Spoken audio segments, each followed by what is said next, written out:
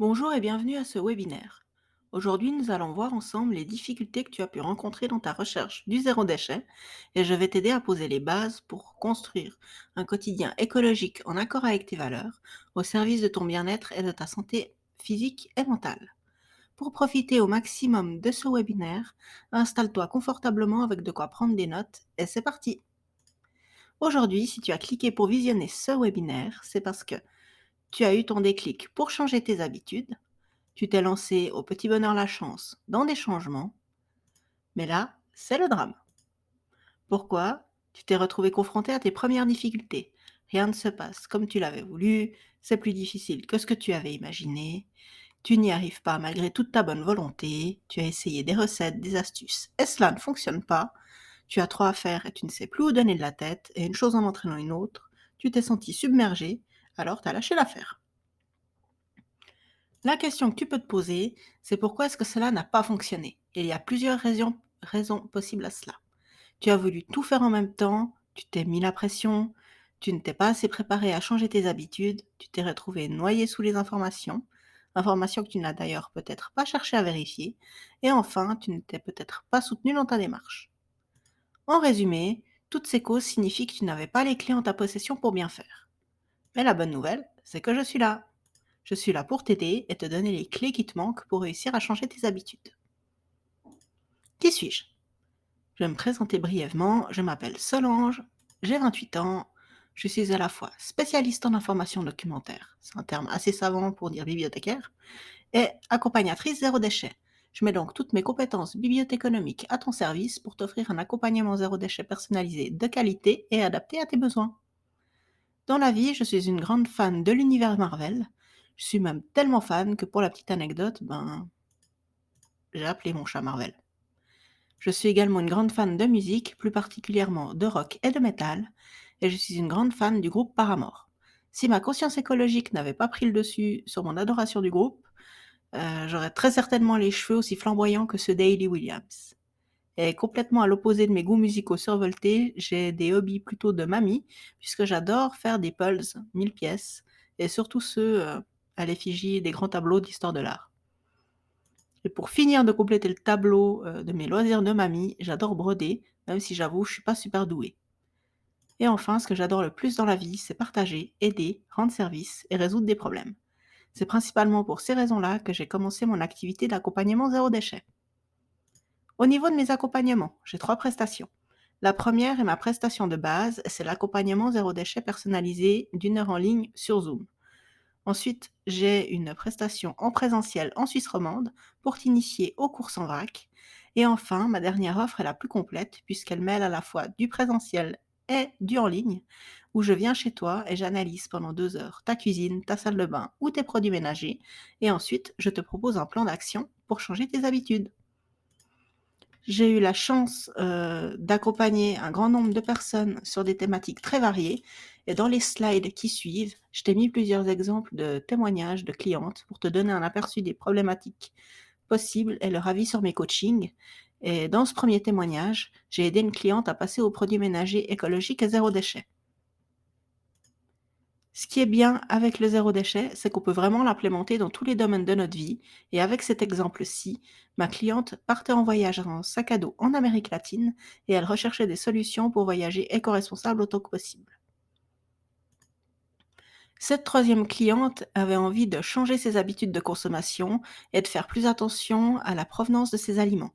Je lui ai donc préparé une cartographie des lieux d'achat proches de chez elle et grâce à ça, désormais, elle fait toutes ses courses sans supermarché et sans emballage.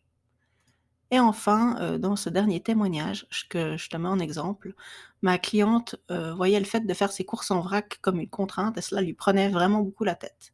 Grâce à ma prestation découverte des courses en vrac, je lui ai donné toutes les clés pour faire ses courses aussi facilement que possible et ça lui a permis de réduire drastiquement sa charge mentale liée au vrac. Voilà, maintenant que tu sais tout ce que je peux faire pour toi et comment je peux t'aider à rendre ton quotidien plus éco-responsable, il est temps que je t'en dise plus sur la Solange du passé, car je n'ai pas toujours été aussi attentive à l'écologie. Alors ce GIF représente assez bien la Solange d'avant parce que, en fait, j'achetais absolument tout et n'importe quoi sans me poser de questions. Mon dressing débordait de vêtements que je mettais pas et pourtant j'avais rien à me mettre. Je me lavais les cheveux au Head and Shoulders, le pire shampoing qui puisse exister, et je faisais toutes mes courses au supermarché sans faire attention aux saisons ni à la provenance des produits. Puis un jour, il y a eu cette discussion qui a commencé très exactement comme ça. T'as vu un peu la composition des shampoings? Et là, ça a été le point de départ d'une grande remise en question sur mon mode de vie et sur mon mode de consommation. J'ai commencé à faire attention à tout ce que je mettais sur ma peau, dans mon assiette, etc. Donc ça a été un grand chamboulement, mais surtout, si je puis dire, ça a été le début des emmerdes. Car j'ai fait absolument toutes les erreurs à ne pas faire. J'ai très mal vécu ma transition zéro déchet et tout ce que je vais t'enseigner aujourd'hui de ne pas faire, ben je l'ai fait. Donc pourquoi est-ce que j'ai voulu créer ce webinaire? J'ai voulu le créer pour plusieurs raisons. La première, c'est éviter toutes les galères par lesquelles je suis passée. Ensuite, c'était pour te donner les bases pour mettre plus d'écologie dans ta vie, pour te montrer que l'écologie et le zéro déchet ont de nombreux bienfaits pour ta santé physique et mentale. Et enfin, c'était pour te donner les clés pour te lancer sereinement et presque sans effort. Aujourd'hui, dans ce webinaire, nous allons donc voir les différents bienfaits d'un mode de vie écologique, les pièges à éviter quand on se lance dans le zéro déchet. Nous allons aussi voir les bases du zéro déchet et la célèbre règle des 5 R, et je te donnerai également des astuces pour bien appliquer ces 5 R. Donc sans plus attendre, on est parti pour attaquer le vif du sujet. Ici, je t'ai listé 10 bienfaits du zéro déchet sur ta vie quotidienne. Parmi les principaux bienfaits, il y a l'amélioration de la qualité de vie et de la santé, car avec le zéro déchet, on fait attention à ce qu'on met dans nos assiettes, sur notre peau et dans nos intérieurs. On observe également une diminution de la charge mentale, car on va chercher à simplifier au maximum les processus. Et qui dit simplification, dit moins de désordre, mais aussi un retour à l'essentiel et un gain de temps, pour soi, mais aussi pour tout ce qui compte vraiment. En bref, en lisant ça, je sais vraiment pas ce qui te retient de t'y mettre. Et maintenant, il est temps de passer en revue les pièges à éviter pour se lancer sereinement dans le zéro déchet, et du coup, on va voir toutes les erreurs que j'ai faites par le passé. Premier piège à éviter, ne pas savoir pourquoi tu fais les choses. Moi, je me suis vraiment lancée dans l'urgence. Je voulais enlever toutes ces mauvaises choses de mon environnement, mais je n'avais pas vraiment d'autres motivations pour changer en fait. Alors que si, pour toi par exemple, c'est super important pour toi de réduire tes déchets et consommer bio, bah, il est clair que tu vas commencer ta transition zéro déchet par la cuisine. Savoir ce qui te pousse à agir va te permettre de mettre en place un plan d'action. Et c'est là qu'on arrive au deuxième piège à éviter, ne pas avoir de plan d'action. Quand je me suis lancée, je suis vraiment partie dans tous les sens, parce que j'avais pas de plan d'action. J'ai beaucoup tâtonné, j'ai voulu tout faire en même temps, je me suis épuisée. Avec un plan d'action, tu sais ce que tu dois faire, dans quel ordre, et du coup, t'es pas tenté de partir en roue libre et t'éparpiller. Troisième piège à éviter, vouloir tout bazarder. J'ai jeté mon shampoing Head and Shoulders et tous les autres trucs indésirables de ma salle de bain. Grosse erreur. J'ai jeté à la poubelle mon argent et des quantités de produits qui ont eux-mêmes demandé une grande quantité de matières premières pour leur production.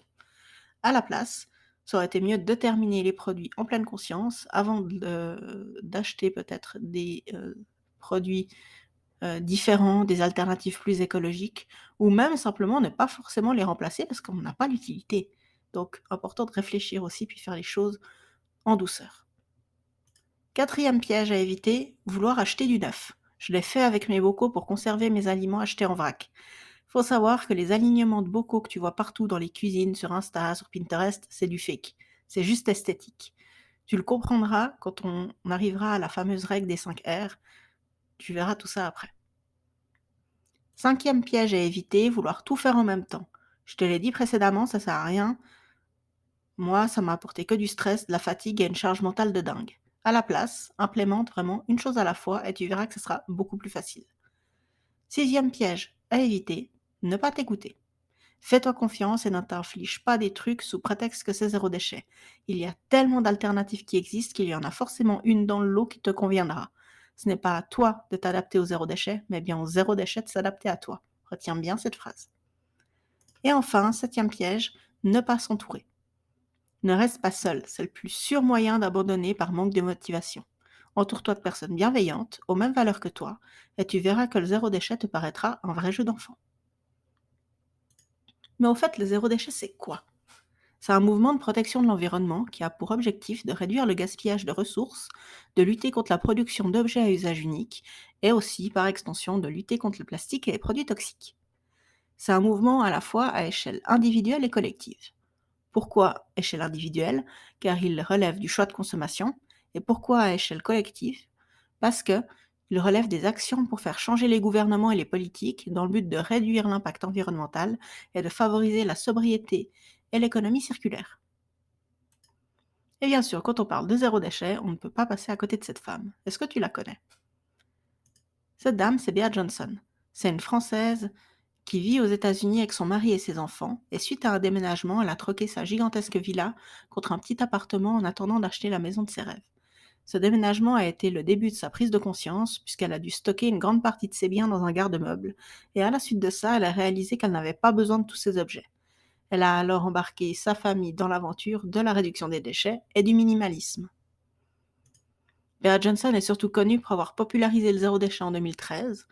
Elle a d'ailleurs publié un livre témoignage de son parcours zéro déchet et elle donne régulièrement des conférences sur le sujet partout dans le monde. Elle est connue pour faire tenir tous les déchets produits en une année par sa famille dans un bocal d'1 litre. Mais ce qui est important de savoir, c'est que le zéro déchet ne se limite pas seulement à faire tenir ses déchets dans un bocal. Il y a quelques fondamentaux et on va les passer en revue ensemble. S'il n'y avait vraiment qu'une seule chose à retenir, c'est la règle des 5 R. Les 5 R, ce sont les 5 grands préceptes que tu vois à l'écran. Refuser, réduire, réutiliser, recycler et retour à la terre. Je te propose qu'on s'attarde un peu plus sur chacun d'eux.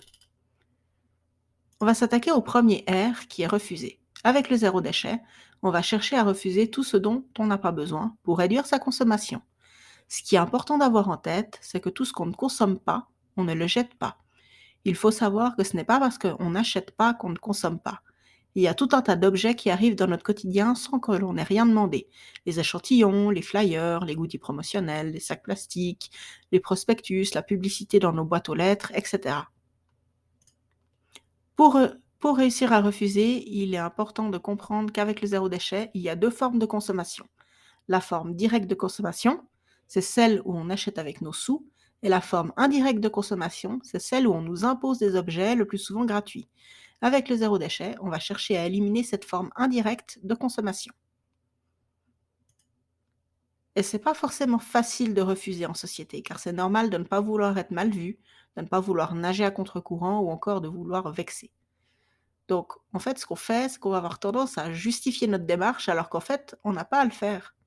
Et ce qui est important de comprendre, c'est que refuser, ce n'est pas forcément s'isoler socialement. Il faut simplement faire preuve de pédagogie pour expliquer la démarche derrière ce refus. Et finalement, le refus, c'est aussi envisager d'autres solutions et surtout, c'est un pouvoir collectif à portée de tous.